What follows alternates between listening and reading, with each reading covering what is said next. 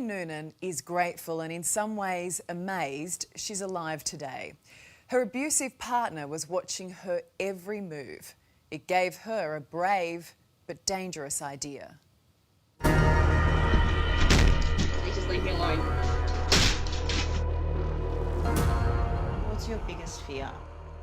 That he's going to come out and he's going to get me.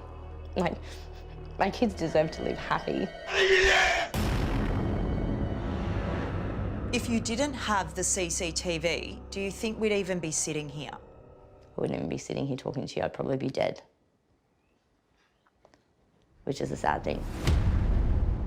Chloe Noonan will never be the same after being with Brendan Williams.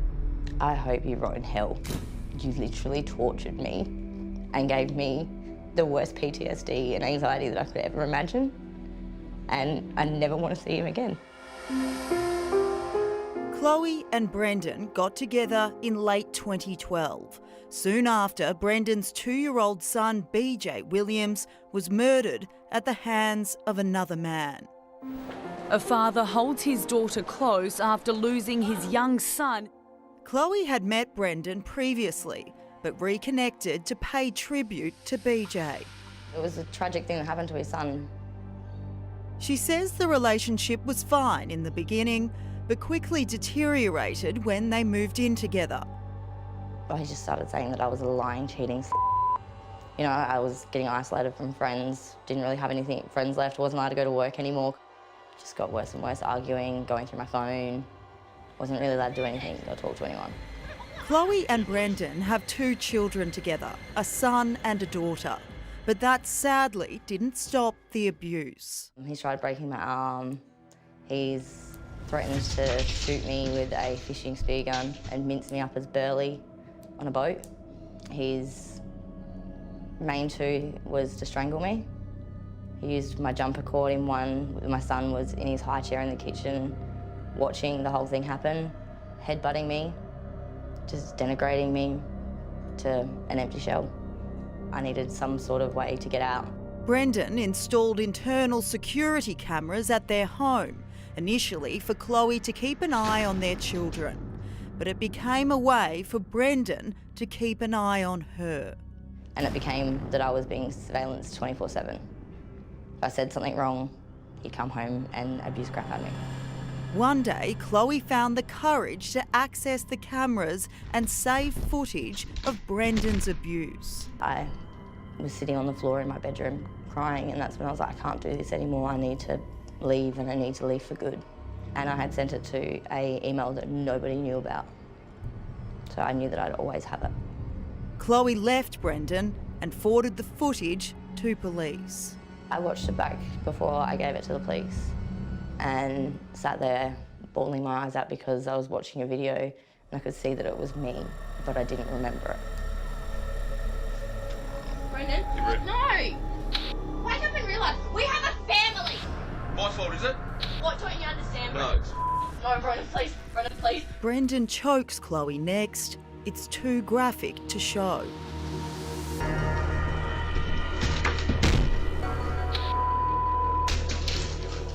The security footage of Brendan's abuse made Chloe's an open and shut case.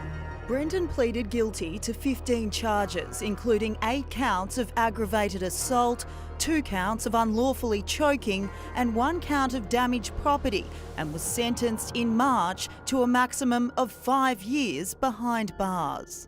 After she delivered her first sentence for the choke strangulation, she delivered her second sentence, and he didn't even get half of what the imprisonment time is for either one. And I got up and walked out because I couldn't breathe. Right now, Brendan is where he belongs, behind bars here in Adelaide. But he won't be locked up forever. Chloe's ex could walk free in August, with the opportunity for parole after serving just 2 years and 9 months.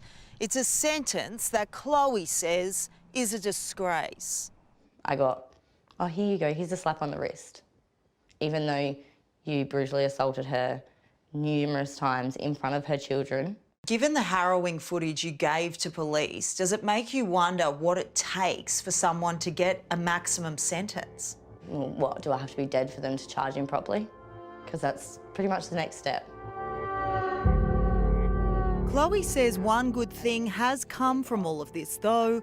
Police have asked to use her footage for training purposes. For domestic violence officers, which I obviously gave my consent so that people out there know that this is what actually happens, that when we come in and report it, you don't need to be like, oh, did that really happen?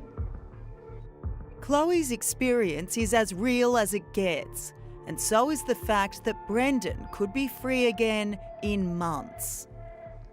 I'm proud that I followed through and done it, and that I showed my kids that this is not okay, don't stand for something that's not right. But I'm not proud of the justice system or what he got sentenced. It's a joke. Chloe's right. What a joke. We say we take domestic violence seriously, yet time and time again the punishment is a disgrace. If she was a stranger walking down the street and attacked the same way she was in her own home, how long do we reckon he'd have been jailed for? As Chloe herself says, what does it take to get a meaningful sentence? Her life? We have a long way to go.